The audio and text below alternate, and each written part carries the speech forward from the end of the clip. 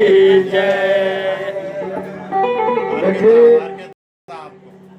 भगवान राम लक्ष्मण और सीता के संग गंगा नदी पहुंचल बनी, गंगा के पार करे खातिर आ केवट से भेंट हो जाता। केवट इतना चढ़ा कहे मान गया, भगवान से सौदा करे। देखिए और मांगी नावल केवट राना, आसमान तुम्हारे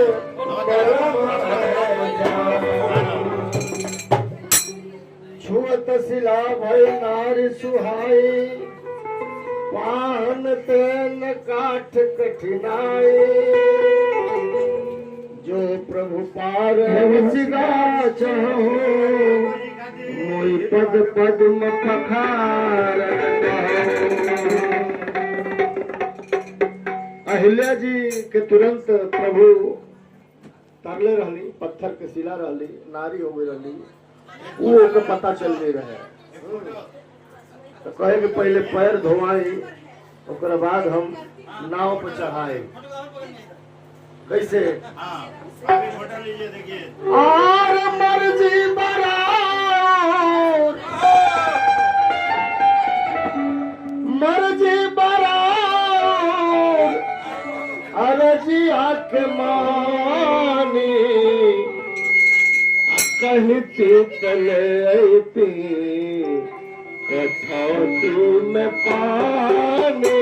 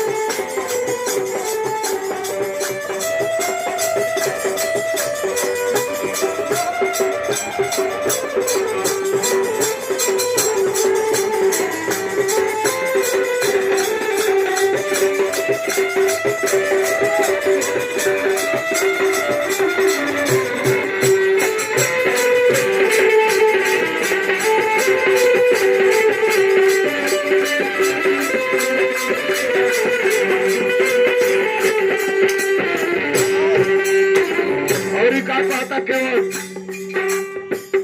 देव जन करे तुम्हें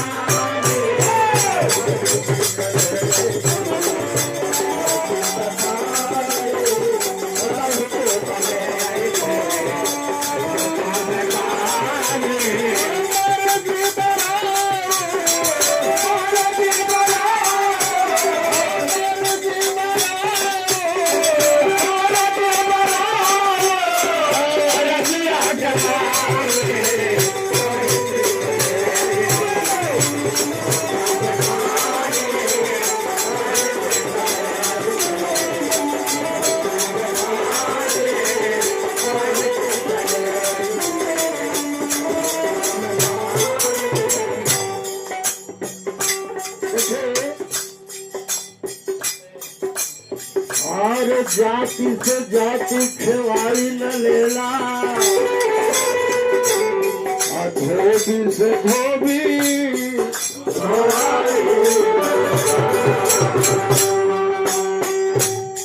कहता कि हम तो नदी से पार करीला होगा तो भाव सागर से पार करीला।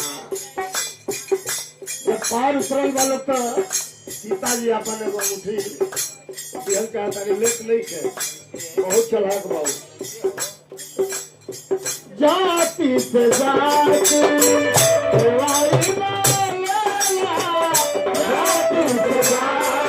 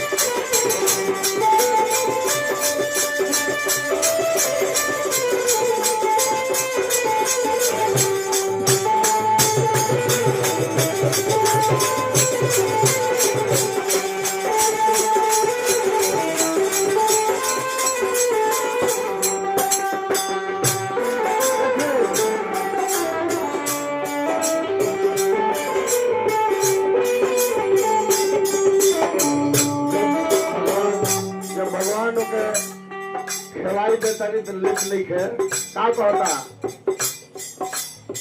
नदी के खेवाई